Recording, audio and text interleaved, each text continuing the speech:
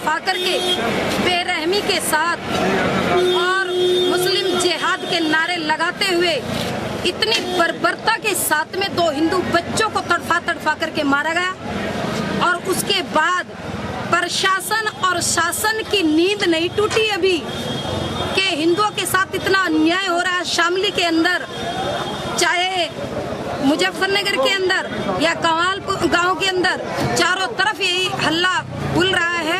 ये मुलायम सरकार का यही आज जो दिखाई दे रहा है, यही परिणाम है कि हिंदुओं को मरवाना एकमात्र लक्ष्य इसका मुलायम सरकार का है। कठवाड़े का फैसला यूं ही करेगा फैसला, कठवाड़े का फैसला यूं ही करेगा फैसला। हिंदू एकता जिंदाबाद, हिंदू एकता जिंदाबाद, हिंदू एकता जिंदाबाद।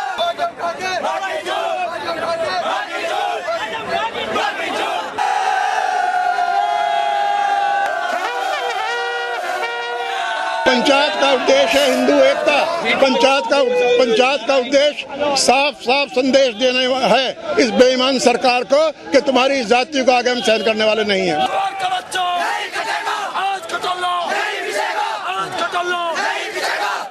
हिंदुस्तान की,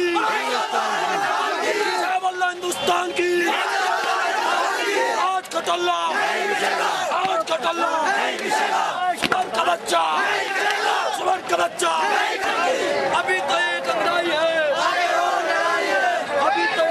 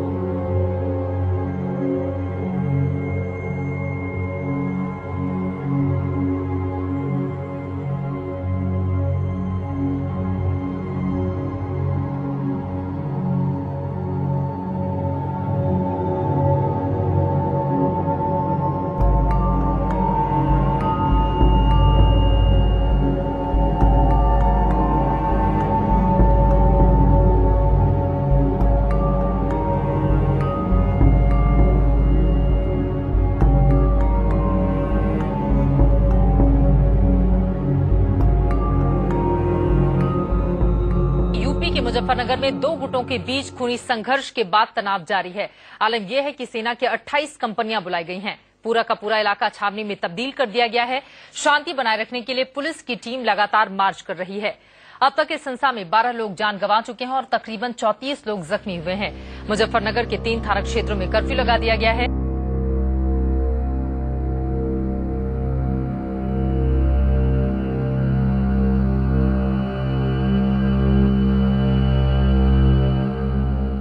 हमारा मकान जल गया, हमारी बहनें भी चली गई, हमारा माँ बाप चले गए, हमारा जनाजा नहीं मिला अब तक आज तक का। हम उनको ढूंढते हम बर्बाद हुए थे। क्या पूछो, अपना पूछो। तलवार, गिंडास, बंदूक ये सब ले लेकर चढ़े इन गरीब आदमियों को।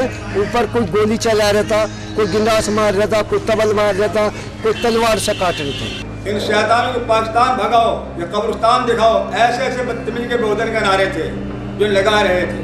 बहावली, नाम, खेड़ा, फुगाना, जहाँ जहाँ इनकी जड़ है, तरीके बने हुए थे, इन्होंने ये कसर नहीं छोड़ी।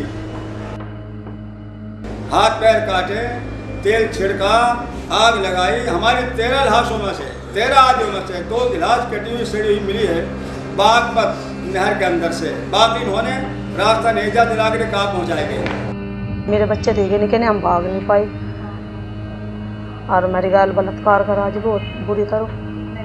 4 हाँ जी जाना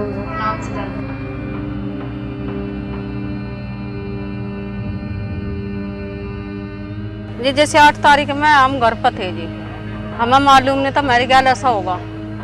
बहुत सारे लोग थे जी गांव में, जो एकदम था हौले तारे हमारे घर पे हमला करा जी उन लोगों ने।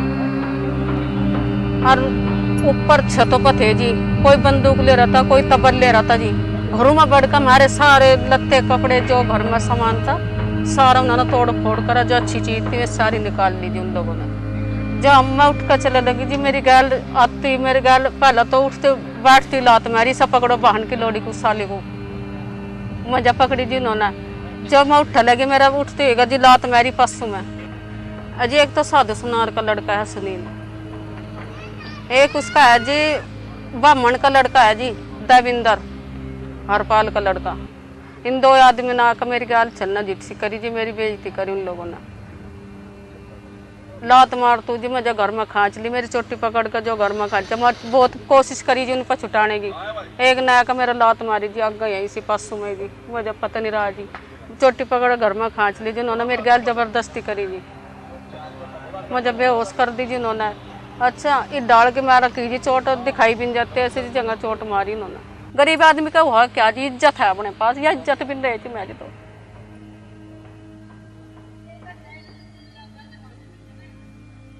तो जैसे भी छोटा इतनी नफरत आवा जी जीने से जड़े जार का कपड़ जो जिस तरह हमारी गाल करा जो उन लोगों ने। हम मुंह दिखाने लाग भी नहीं रहे बाजी।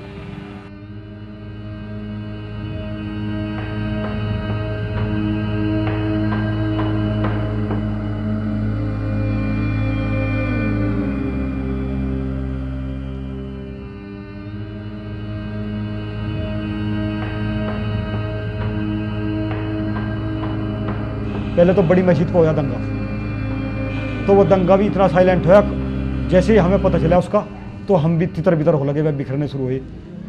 तो उन लोगों ने हमें आके फिर समझा दोबारा, कहले यार क्या हो गया। वो तो हमने उधर भी रोक दिया वो दंगा, उधर भी रोक दिया वो दंगा, और इधर भी कुछ नहीं होने देंगे हम।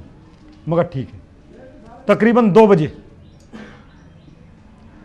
बजे उन्हीं लोगों, जिन लोगों ने हमें समझाए थे, उन्हीं लोगों के हाथ में हथियार थे, और तकरीबन सैकड़ों की तादाद में 100-200 लड़के और बड़े, ये एकदम हमारे मोहल्ले पर हमला बोल दिया। देवेंद्र प्रधान ने कहा उनको तुम कहीं ना जाइए यहाँ से 7 तारीख में, तो कह रहे हमारे ससुर उनको कोई ना जाओ कहीं। देवेंद्र प्रधान कह रहा कुछ नहीं होने देने का मैं थारा। तो सुबह ही 8 बजे 8 तारीख में मेरे ससुर ने फिर फोन करा प्रधान के पास। उनको भाई प्रधान जी कहाँ हो तुम? उनको मैं अपने घर हूँ, तुम तैयार हो जाओ, मैं तुम्हें काटने के लिए यार लग रहे। तो इतनी कहते ही मेरा ससुर जो था नीचे को निगाह करके बैठ गया। ख्याल लगा भाई ऐसा कर लो जिसे जान बचानी अपनी बचा लो। तो देवर जो मेरा छोटे वाला जिसकी अभी शादी हुई थी, इसको और इससे बड़ी भाभी उसको और उसके 4 बच्चे, उन्हें 3-4 को कह लगा तुम चले जाओ यहाँ से।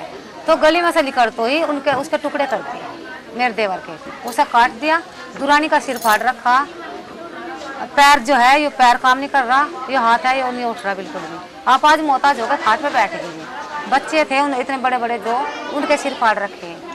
और हमारी आंखों के सामने इन्होंने हमारे बराबर में ही गली पड़ती है, वहाँ आके बोला कि या तो कब्रिस्तान जाओ या पाकिस्तान जाओ। ठीक है जी। वहाँ से हमारी एक, जब घर में बच्चे थे सब गली में दौड़े दौड़े आ रहे थे, तो वहाँ से जब हमारी गली के अंदर घुसने लगे, बाहर के आदमी बोले कि भाई ये यहाँ नहीं है, ये तो यहाँ से भाग चुकी है 3 बजे।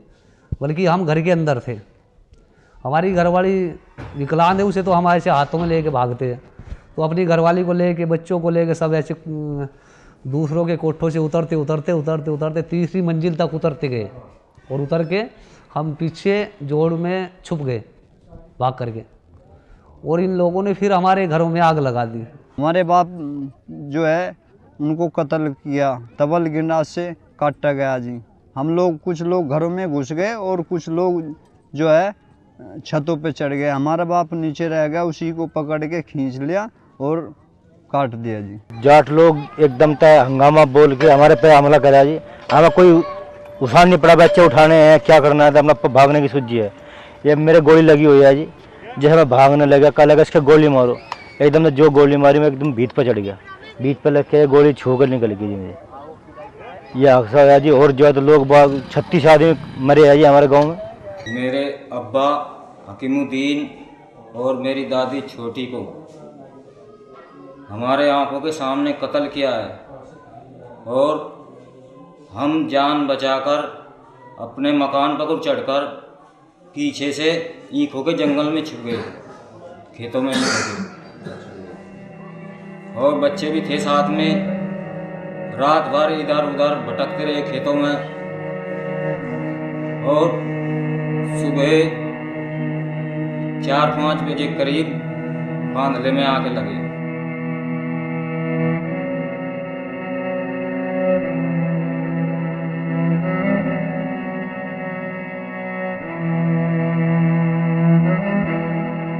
अचानक का हमला था तो हर आदमी को अपनी जान बचानी पड़ी। कोई किधर, किसी ने अपना बच्चा नहीं देखा, कोई किधर को भाग रहा, कोई किधर को भाग रहा, किसी के बच्चे छूट गए हाथ से। एक औरत ऐसी है, नईम की औरत है, उसके हाथ से 5 महीने की बच्ची गिर गई भागते हुए। मैं भी अपने जिंदे पे चढ़ते हुए चढ़ के और दूसरी तरफ कूद गया। मेरी घरवाली रह गई वहाँ, मेरी घरवाली गैल भी उन्होंने 5-6 ने रेप किया। 8 तारीख में सुबह 8 साढ़े 8 बजे जी हमारे तरफ से चुगरदे से इस तरफ से भी आगे जी, इस तरफ से भी आके ने हमारे घरों में आग लगा दी। और जैसा कि हम भागने लगे, हमारे बच्चे पकड़ ली उनने और तेजाब डाल के बेइज्जती करके उनकी तेजाब में डाल दी, वहीं जला दी जी। ऐसे हमारे बच्चे के साथ घटना हुई जी। देखो हमें इंसाफ चाहिए और हमें कुछ नहीं चाहता। हमारे घरों में आग लगा दी, हमारे जो कीमती सामान थे वे सब निकाले गए। मर्द जात थी हमारे साथ में, वो हमसे सब बिछड़ गए जी। कोई इधर को भागा, कोई इधर को भागा, तो जी हमारे पीछे पीछे जाट लोग भागे। उनमें से 2 आदमी थे जी, एक कुलदीप सोनो पोमकारा जी, एक मेशवीर जाट है जी, सनो प्रकाश। इन दोनों ने मेरे साथ बलात्कार किया जी। मेरे कपड़े फाड़े जी, इन्होंने बहुत बुरा हालत करी जी, पीछे बाल तक के नोच लिए, हमारा शरीर बिल्कुल नंगा था जी। दीदी बहुत बुरा हुआ हमारे साथ में, लेकिन हमें कोई इंसाफ नहीं मिल रहा, ना इनके कोई हमें बताते हुए बार बार सर मारने लगे, कोई नहीं हमारी सुनवाई कर रहा। देखो हम इंसाफ चाहे, हम लोगों को सजा दिलाना चाहे, हमें हमारा हक दिलाओ, अपना हक पाना चाहे। हम बहुत बुरा करा, सर पर दुपट्टा तक का था। हम सारी रात इंखों में छुपे रहे, काबड़ोत के ईख में। फिर हम सारी रात चलते रहे, मंदिर से शामली में पहुंचे। हम 4 बजे जाके हम अंदर ही छुपे रहे, गुसल खानों में पखानों में घुस गए हम। अब बाहर से आदमी की वाड़ पीट रहे, आप क्यों नहीं निकल ले जी, हमारा नंगा शरीर है। उन लोगों ने हमें कपड़े दिए, चादर दी ढकने को। फिर हम अंदर आए, कपड़े पहनाए वहाँ पर हमें सबने जी। हमारे बारे में कुछ कहा तो तू जिंदे नहीं रहने की, चाहे दुनिया के किसी भी कोने में चल जाइए, तुझे वहीं से मार दिया जाएगा, तेरे बच्चों को भी मार दिया जाएगा। ये बात कही थी जी उन लोगों ने। तकरीबन 2 बजे के लगभग जी मैं लैट्रिन में गई पेशाब करने। अचानक ही हमारे घर में खड़ उतर के मोहल्ले में उतरा। पहले तो हमको पता नहीं क्या हो गया, किसी की आपस में लड़ाई हो रही थी। फिर जी हमारे घर में घुस गए, हमारे घर में घुस के जी कुछ कोई हमारे घर कहीं को भाग गया, कोई इंगे को कोई कहीं नहीं बचा। फिर अब मैं लैट्रिन में से निकली जी बाद में सबसे 6 मास्टर ने जिन्होंने मुझे तब भी, हाँ जी हमारी बैठक में थे जी, बार बार अपना मुंह काला करा जी, रेप करा बार बार, कभी कोई सा कभी कोई सा कभी कोई सा। 15 साल की 16 साल की उनकी बहुत बेइज्जती करी। उनकी बस में आंखों पर पर्दा घेरो रखे रे, भाई ना करो रे, गाम गली की लंडी इज्जत एक ही है, नहीं मानने नहीं, वे जालिम मिलो मानने नहीं। ये 5-7 या लुंडे जानन वाले खुद उन्हें होर को बड़ा लगता है। कोई गाम गली का हो रखा नहीं था, सारे गाम गली के लंडे थे, सबको मजा आया। इतनी बेइज्जती अपने गांव में ढेर था। मका चल हमारा गांव राम है, कुछ तो शर्म मान नहीं गए, शर्म नहीं मानने के लिए हरी नहीं शर्म करी। अब थारी माँ बाप थारी माँ बाणों के बराबर है, मेरी नहीं शर्म करी और धी बेटियों की तो कोई शर्म करते। उन्होंने बोल 8 तारीख को हल्ला हुआ तो दिन के 2 बजे मैंने जैसे कुंडी लगा दी, मैंने कुंडी लगाई और जी मैं अंदर बैठी हुई थी, वैसे ही सोच में बैठी हुई थी। तो जैसे मैं सोच में बैठी हुई थी तो ऊपर को आए 5 आदमी, तो मैंने देखा गदगद होती आई। मैंने सोचा, मैंने जो देखा मैं वे दमदम सीढ़ी पर उतरी आई, जीना वीना तो है नहीं हमारे पास। अच्छा। वे सीढ़ी पर उतरी आई, सीढ़ी पर उतर कर मैं उन्हें देखा, घबरा कर मैं भाग ली। जिस टाइम मैं इसकी चली तो उन्होंने मेरी चोटी पकड़ कर पीछे को खींच ली। 5 लोगों ने चोटी पकड़ कर मेरे पीछे को खींच ली। तो मैं घिसरती चली गई। तो बस घिसरती तो उन्होंने मुझे मारपीट करी।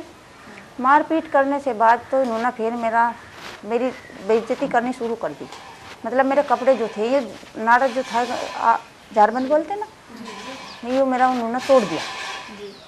तोड़ कर तो मैं ये कपड़े जो थे, कपड़े तो मतलब फाड़े नहीं, पर उन्होंने जा रही सलवार मेरी निकाल कर तो मेरी गैल तो फिर उन्होंने बलात्कार करना शुरू किया। मैंने कहा भैया आप कैसे ये करते? कह लगा हम तो ऐसे ही करेंगे। 2 लोगों ने करा सही करा, एक ने मेरे हाथ पकड़ लिए पीछे को और मेरे पैर पकड़ लिया, एक ने मेरी गैल बलात्कार किया।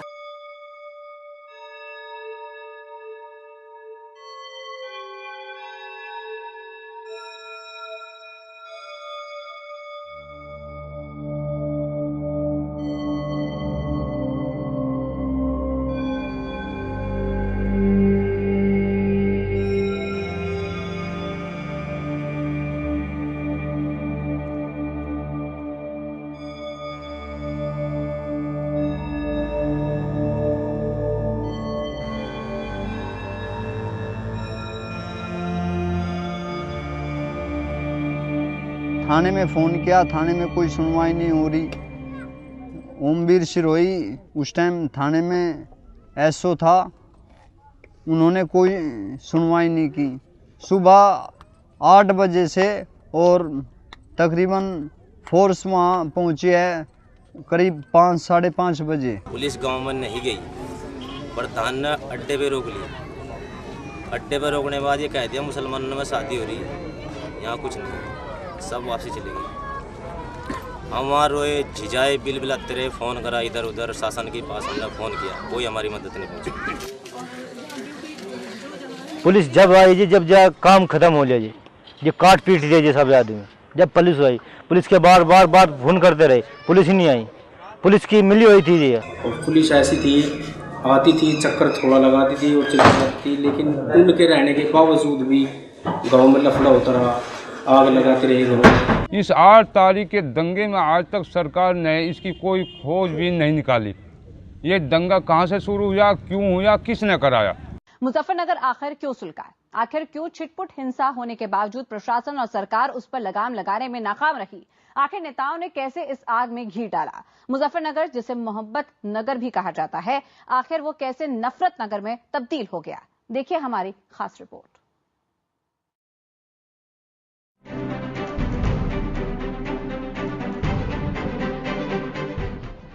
यहाँ त्योहार की खुशियाँ फीकी हो गईं। ईद बीता, राखी आई, शहर अब दीपावली की तैयारी कर रहा था, लेकिन एक छोटी सी चिंगारी ने शहर की शांति खत्म कर दी। और जब आग भड़की तो सबने अपने हिसाब से उसमें घी डाला। शुरुआत 27 अगस्त से हुई। जिले के कवाल गांव में एक छेड़छाड़ की घटना हुई। ऐसा कहा जा रहा है कि छेड़छाड़ की शिकायत स्थानीय थाने में हुई, लेकिन पुलिस ने मामला दर्ज नहीं किया। इसके बाद छेड़छाड़ करने के आरोपी की हत्या कर दी गई। ये बवाल का पहला चरण था। छेड़छाड़ के आरोपी की हत्या के बाद दोनों भाइयों की हत्या हुई। इन पर आरोप था कि इन्होंने छेड़छाड़ के आरोपी की हत्या की। One side alleges that it was because of eve teasing. The other side alleges it was a motorcycle accident. It's still a matter of investigation. But all over the world, it has already been relayed that it was because of eve teasing. So if we want to restrain ourselves from making judgment before due process is conducted, then it should apply to both sides. And we need to be very, very careful when we are reporting these things.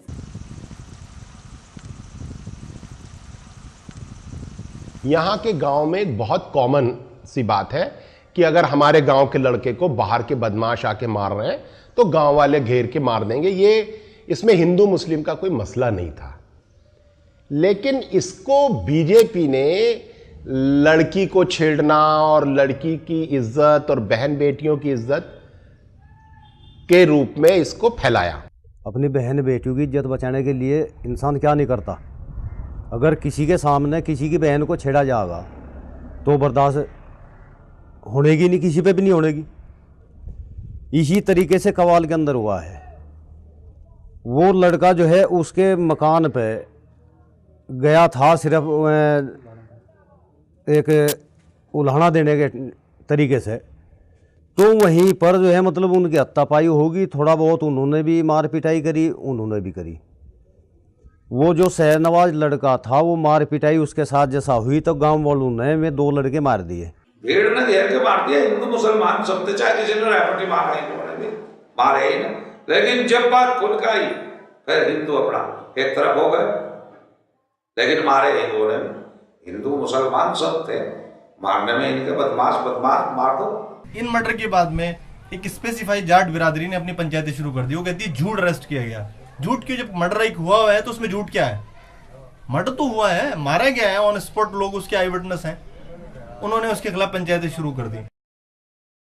एक शामली में करी एक पंचायत, उसके बाद फिर next उन्होंने जो नगला मंदौड़ में करी सेकंड पंचायत के बाद ही शासन ने धारा 144 लागू कर दी पूरे इस क्षेत्र में।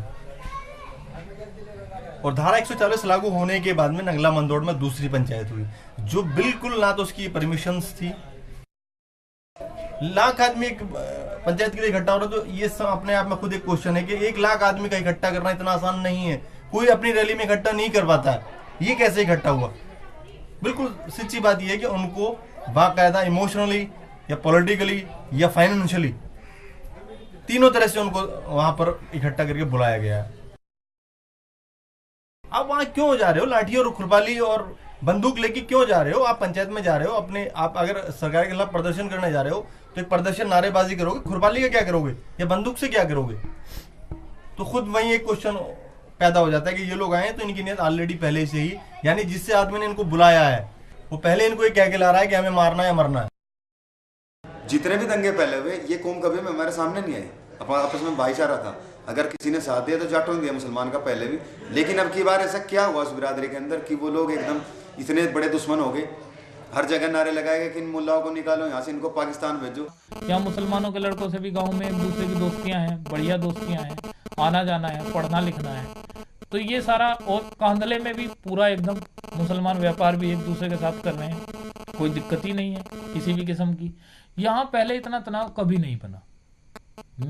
मेरी जो 35 साल की जिंदगी है इसमें मैंने किसी से सुना भी नहीं। We are looking at the kind of targeted violence in the 4 districts of Western UP, that's Muzaffarnagar, Shamli, Baghpat and Meerut. It broke out in early September, but there had been a steady preparation for this violence for a few months before the violence broke out, and there again we find administrative culpability in failing to prevent the mobilization. क्षेत्र में ऐसे नारे लगने लगे कि भाई मुसलमान के 2 स्थान, चाहे वो जाए कब्रिस्तान चाहे जाए पाकिस्तान, और भाई बेटी बचाओ और बहू बनाओ, और जो सुंदर सुंदर है उनको रखो, बाकी को काट दो। कुछ इस तरह के उनके नारे अनाप शनाप लगते रहे। उससे मुसलमान थोड़ा भयभीत भी होता रहा और ये सोचता रहा कि ये क्या है। फिर धीरे धीरे बढ़ा गया। ट्रेन में कोई दाढ़ी वाला मुसलमान मिला, उसकी दाढ़ी काट ली, किसी को ट्रेन से धक्का दे दिया, कोई बाजार में रिचार्ज कराने आया तो टोपी वाला देखा उसको पीट दिया, कोई बस्ती में सामान बेचने वाला मुसलमान आया उसको पीट दिया। ये सब चलता रहा, लेकिन मुसलमान कहीं ना कहीं खामोश रहा। दिल्ली सहारनपुर जो ट्रेन चलती है तो ट्रेन में अक्सर ये हो रहा था कि कुछ 5-6 लड़के होते थे, और वो जैसे ही जो है कोई दाढ़ी वाला आदमी उनको नजर आया और उनको ये आइडेंटिटी हो गया कि ये मुसलमान है। बस उनका फोकस यही था कि वो मुसलमान होना चाहिए, तो उसकी दाढ़ी पकड़नी और उसको 5-6 मार देने, बस इसके बाद कुछ नहीं करना। उसको 5-7 दड़ाक मारने, यानी कि उसको जो है थप्पड़ मार के ये बात बता देना चाहते थे वो आप मुसलमान हैं और हमें गंदे लग रहे हैं। इसी तरीके से मारपीट की घटनाएं ये यहाँ हो रही थी लगातार। बसों में भी ये काम हो रहा था, जहाँ अकेला दुकेला मिला। औरतों के साथ भी हो रहा है, जैसे मुसलमान ये जो औरतें चलती हैं मोमडन्स की, तो बुर्का लगाती हैं, तो उन पर भी कमेंट करना, बंद गोभी है, 5-6 बच्चे लिए हैं और इतने बच्चे पैदा कर दिए, तुमने जनसंख्या बढ़ा दी। इस तरीके के कमेंट जो हैं वो पिछले 3-4 महीने से वो बनते जा रहे थे और लगातार जो है इस ऐसे तत्व जो है ज़्यादा होते जा रहे थे। 27 अगस्त से पहले पश्चिम उत्तर प्रदेश की किसी बस में किसी मुसलमान को नहीं मारा गया। पश्चिम उत्तर प्रदेश से जाने गुजरने वाली किसी ट्रेन में किसी मुसलमान के साथ कोई बदतमीजी नहीं की गई। तो कम्युनल एंगल ये नहीं रहा। कास्ट एंगल 27 अगस्त के बाद ज़रूर डेवलप हुआ इसके अंदर, और ये डेलिबरेटली डेवलप किया गया। So called Hindutva forces were trying. जब से नरेंद्र मोदी के प्रोजेक्शन की खबरें आ रही थी, बीजेपी के पास basically Uttar Pradesh is the last hope. Uttar Pradesh आखिरी उम्मीद की किरण है। नरेंद्र मोदी साहब ने अमित शाह को यूपी का बीजेपी का अपना इलेक्शन एजेंट बना दिया। अमित शाह साहब ने यूपी में आकर दंगों की तैयारियां शुरू कर दी, क्योंकि अमित शाह साहब की स्पेशलाइजेशन दंगे में है, और उन्होंने यहां तलवारें बंटवानी शुरू की। आरएसएस, बजरंग दल, शिवसेना, विश्व हिंदू परिषद, और ये एक पूरी टीम इस तरीके से एक सिस्टम को तैयार कर रही थी कि जिससे इन लोगों को लोकसभा में फ़ायदा हो सके। ये सच्चाई भी है। और जब से अमित शाह को यहाँ के प्रभारी बनाया था भाजपा ने, तभी से ये माहौल यहाँ गरमाना शुरू हो गया था। और स्टार्टिंग इसकी हमारे गांव से हुई। ईद के दिन एक मोमडन को गोली मार दी गई यहाँ पर मस्जिद के गेट के अंदर। ये मुस्लिम बहुल्य क्षेत्र है पूरा का पूरा, तकरीबन 15,000 मुस्लिम है यहाँ, 1,000 हिंदू भाई भी हैं। मुसलमान को ईद के दिन मस्जिद के गेट में गोली लगने के बाद भी किसी हिंदू भाई का बाल तक नहीं टूटा। यहाँ इतना भाईचारा रहा। लेकिन उन लोग तो चाह रहे थे कि अगर यहाँ नहीं हुआ तो कहीं दूसरी जगह होगा। नेक्स्ट टाइम वो फिर शोरम के अंदर हुआ, वहाँ भी बहुत अच्छा खासा दंगा हुआ। वो प्रशासन की नज़र में भी आया, शासन की नज़र में भी आया। वहाँ नहीं बात बनी तो फिर कव्वाल में जाकर शुरू किया। कव्वाल में दबा, प्रशासन ने कंट्रोल किया, फिर वो लिसाड़ के अंदर पंचायत करके वहाँ शुरू किया। जैसे ही अमित शाह आए और उनको कहा गया कि आप यूपी संभालेंगे, तभी सरकार को समझ जाना चाहिए था कि ये क्या होने जा रहा है। एक आदमी जिसके पहले हाथ जो है खून से रंगे हुए हैं, और वो इंसान पहले ही इतनी सब कुछ करा चुका है, वो आगे क्या नहीं कराएगा। तो हमारी सरकार के भी कान पे जू नहीं रहेंगी। हमारे उत्तर प्रदेश में आज के समय में लगभग 2 करोड़ वोट फर्जी हैं, और बहुत सी वोट हैं जो युवाओं ने अभी तक अपनी नहीं बनवाई हैं। तो हमारी जो लड़ाई है वो बूथ की लड़ाई है। हम जमीनी स्तर पर काम करना चाहते हैं।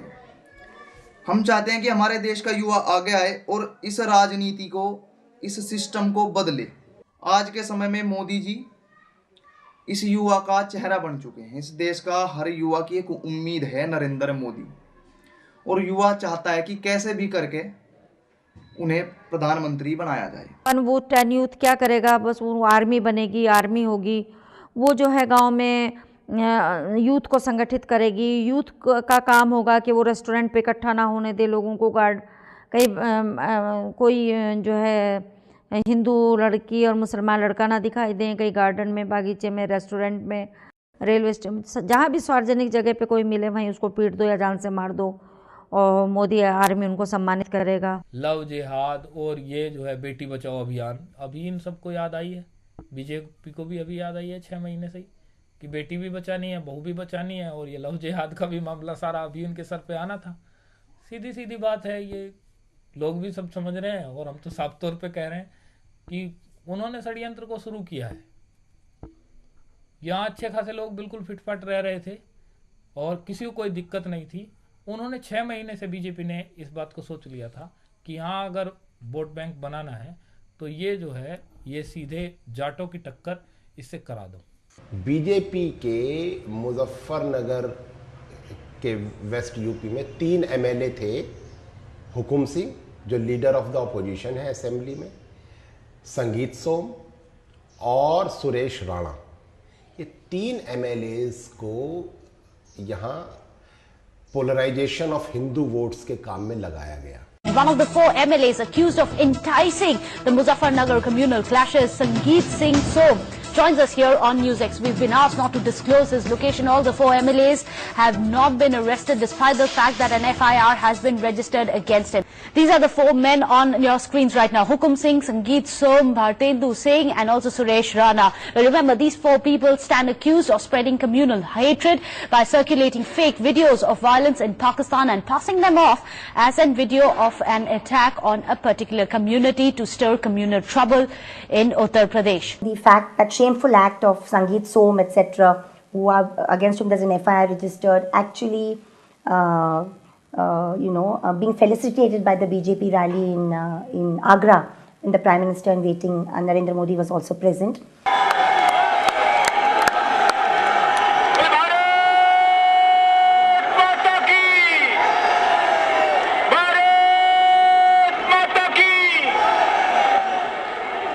आदरणीय विनय जी, आदरणीय अमित शाह जी, सम्मानित मंच और दूर दूर से आए ब्रज क्षेत्र के हजारों कार्यकर्ता बंधु और भगिनियों, सबसे पहले मैं मुजफ्फरनगर की उस मां का प्रणाम करना चाहता हूं, उसके चरणों का वंदन करना चाहता हूं कि जिसने ऐसे लाल जने कि उसकी बहन को छेड़ने का काम किसी ने किया तो उसकी हत्या की और अपना दोनों का बलिदान कर दिया। ऐसी मां का चरण वंदन करना चाहता हूं। अरे किस भाई का खून नहीं खलेगा, कोई उसकी बहन को अगर ऐसा करेगा तो सर कर्म करने का काम यहाँ बैठे हुए हर भाई करेंगे। और ये सरकार ने जोड़ने का काम किया कि जाटों का झगड़ा हो गया मुसलमानों से। अरे जाटों का झगड़ा मुसलमानों से नहीं हुआ, हिंदू समाज का झगड़ा हुआ, जो आताताई मुसलमान है उनसे हुआ। मैं संगीत सोम या सुरेश राणा से कहूंगा कि वो हाथ उठाकर जनता का अभिवादन करें। उनसे भी मैं ये आग्रह करूंगा कि उनका शाल उड़ाकर अभिनंदन करने का काम करें। ये सम्मान भारतीय जनता पार्टी उत्तर प्रदेश इसलिए कर रहा है कि उत्पीड़न के खिलाफ कार्यकर्ता में संघर्ष करने की प्रेरणा मिले और संघर्षरत कार्यकर्ता को यह एहसास हो कि पूरी पार्टी उसके साथ खड़ी है। उन सहित हजारों कार्यकर्ताओं को, हजारों जनता को, जिसको मुजफ्फरनगर की पुलिस आरोपी बना रही है, न्याय दिलाने के लिए पूरी ताकत से काम करेगी।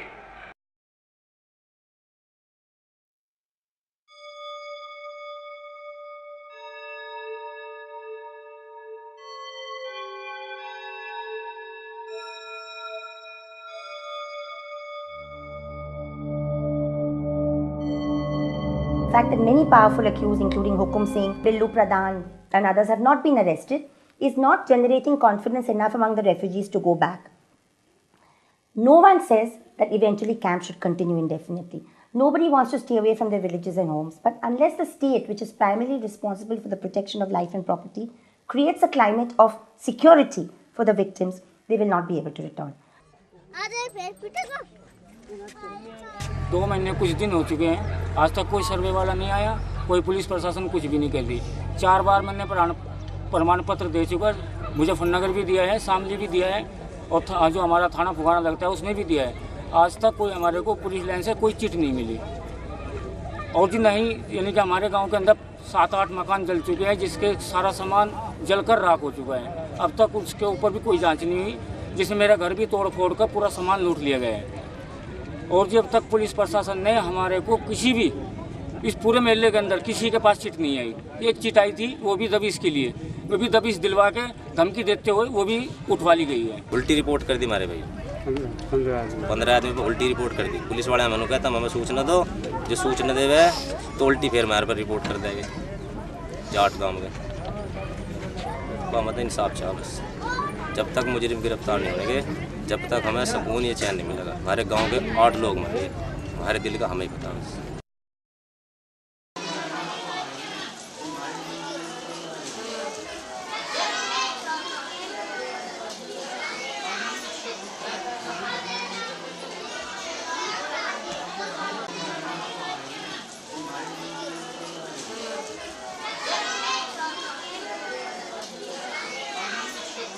जिन लोगों ने इंसानों को बेदर्दी के साथ मारा हो और वो जो है ऐसे ही घूम रहा हो, तो इंसान के अंदर एक वो उमंग पैदा हो जाती है कि हमारा कुछ नहीं बिगड़ा, अब अगर हम दूसरों को मार दे तब हमारा कुछ नहीं बिगड़ेगा। अगर उनके साथ कुछ ऐसा ना किया तो जाहिर सी बात उनकी हिम्मत और बढ़ जाएगी। और ये मुसलमान जितने भी ज़िंदगी गुजार रहे हैं, उनके दिलों के अंदर जो खौफ है, दहशत है, वो जूं की तू बाकी रहेगी। उन्हें अपने सरकार की तरफ से भी और अपने दिली एतबार की तरफ से भी यूँ लगने लगेगा कि हम इस हिंदुस्तान के अंदर रह तो रहे हैं, लेकिन एक ऐसी ज़िंदगी गुजार रहे हैं जिसका नाम और निशान कहीं तक मिलता ही नहीं। जो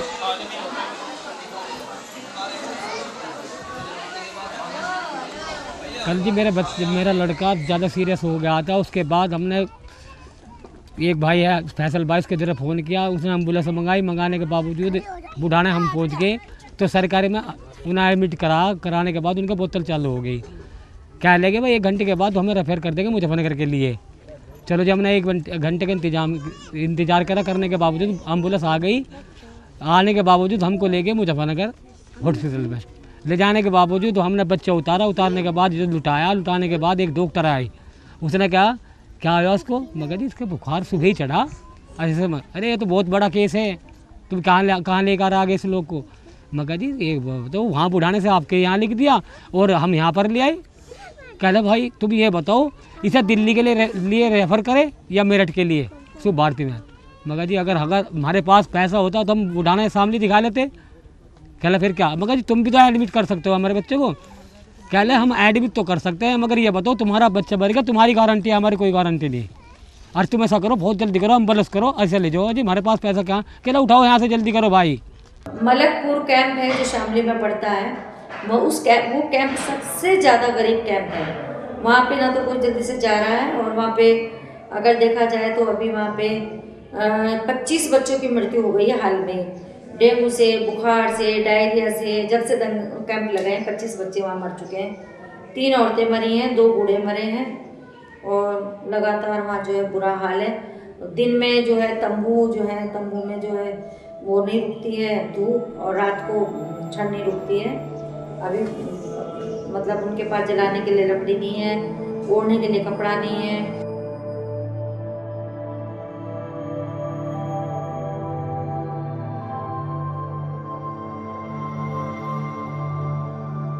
और अभी यहाँ जो है 4045 के करीब लोग अभी फिलहाल इस कैंप में हैं। और सरकार ने जो है नहीं 1 तारीख से सब सुविधाएं बंद कर दी थी। पिछली 1 तारीख से 1 अक्टूबर से राशन खाना पीना सब बंद कर दिया। 10-12 दिन खाना वो राशन भेजा है यहाँ। बाकी जो है नहीं इंतज़ाम सब जो गांव की कमेटी कैंप वाले वही इंतज़ाम कर रहे हैं इन बेचारों का। जो मुसलमान भाइयों की बाहर से इमदाद आ रही है उससे इनका हो रहा है। ना कोई चिकित्सा है, कम से कम यहाँ जो है नहीं 60-65 औरतों के बच्चे हो गए, उनके लिए कोई सुविधा नहीं है। एक बच्ची मेरी बहन का जा रही, एक कुछ मेरे बच्चे कहीं पड़े, मेरा तो सारा घर बर्बाद होया पड़ा। देवर जेठ में पता नहीं कहाँ होंगे, मुझे क्या खबर क्या होगा। ना सरकार कुछ दे रही, बच्चे दूध के मारे फटक रहे। क्या दे रही सरकार, कुछ भी नहीं दे रही। क्या भिजवा रही, जो यहाँ के कमेटी वाले गाँव में से इकट्ठा करे दे रहे हमें खाने को। कब तक कैसा चलेगा, कहा तो ये लावेंगे जब इनका ही काम बंद पड़ा। गाँव वालों का ये कहाँ से देवेंगे हमें खाने को, बताओ इसी बात को। In early September right up to October end, there were about 45,000 persons who are refugees, internally displaced persons in relief camps. Today, even now, right up to day before yesterday, there are about 33,000, 19 in the Shamli district and 2 or 3 in the Muzaffarnagar district. And the state government seems out on a limb to simply try and forcibly close these camps. Now, you must understand that even compared to Gujarat 2002, these are camps in the bitter cold of the Uttar Pradesh winter, on the open ground, bitter winds, rain, and tents on the ground, and some persons are living in homes and madrasas. I cannot understand why the state of UP is so desperate to forcibly close these camps. Notices have been issued to refugee families, and instead of going out to ensure that people are warm and well fed and not cold and not dying of cold, they've admitted today that 34 people, women and children, have died since October, particularly in November, December, including a 1-day-old child, a 3-day-old child, and including a death happening day before yesterday. There are over 100 women who are pregnant in the camps, and the complete lack of compassion and human rights framework within which the governments are functioning is shocking. 5 lakh रुपए हमें government ने दिए, आज तक वो हमारे पास नहीं पहुँचे। हमारे जी का हमें पता, हमारे खेमे उखाड़ दिए यहाँ से सब। कल यहाँ डीएम आया, उसने आदेश दिया ये पाड़ो जब पैसा मिलेगा। आज तक हमें कोई पैसा नहीं मिला। हम गरीबी की हालत में जाए तो कहाँ जाए। अब हम ऐसे बैठे यहाँ से, हमारे सर पे आसमान है, खुले आसमान के नीचे हम यहाँ बैठे हैं। अब जाए तो कहाँ जाए, किसके पास सुनवाई करें। अधिकारी के पास जाते हैं, सब यही कहते हैं भाई आज नहीं कल, कल नहीं परसों, परसों नहीं परसों। आज तक हमें कोई पैसे नहीं, मदद नहीं मिली। पाड़ के गरीब जनों को 5 लाख आगे पाड़ लो, किसी के आए किसी के नहीं। न हमारा नाम न हमारा गाँव, हमारा कुछ भी नहीं रहा। हम इधर उधर चक्कर काटते हैं, ना हमारे पास पैसा है, घर से बेघर हो गए, कहाँ जाए हम, कहाँ रहे। तहसीलदार बोलता है ये लाओ वो लाओ, एसडीएम भी ऐसे ही बोलता है।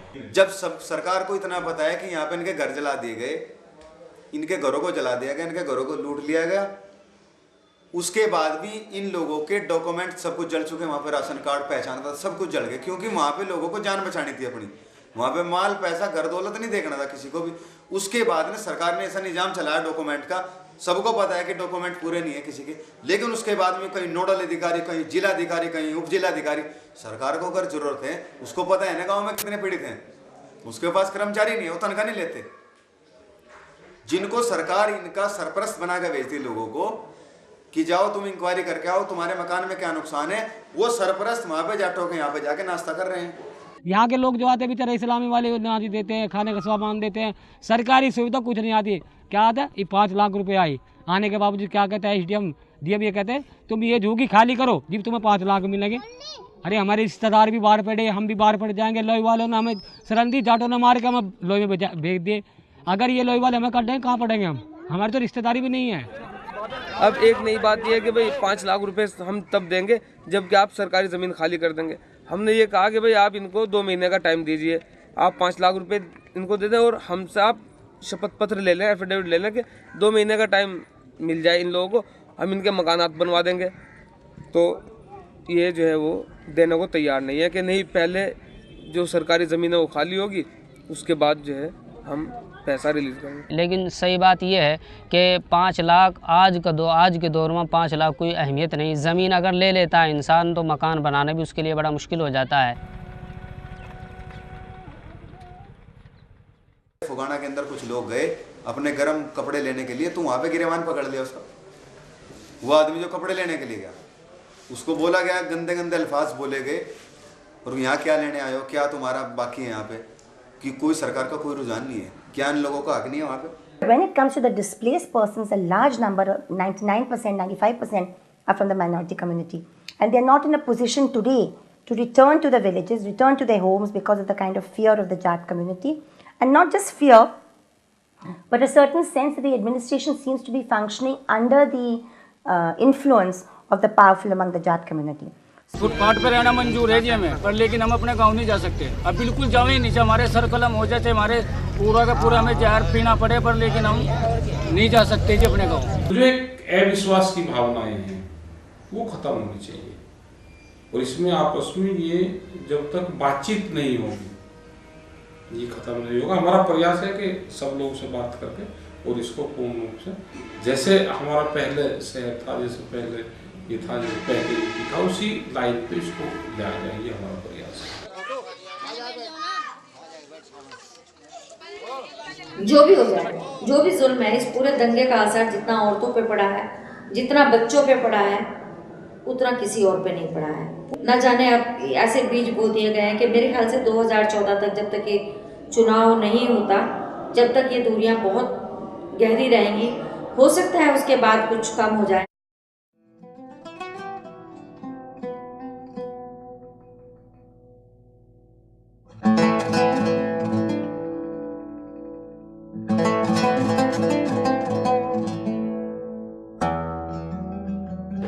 गुस्सा की तो बात है ही, गुस्सा भी आता है, पर दिल की ज़्यादा बात है जी। गुस्सा करेगा क्या फ़ायदा होगा हमारा।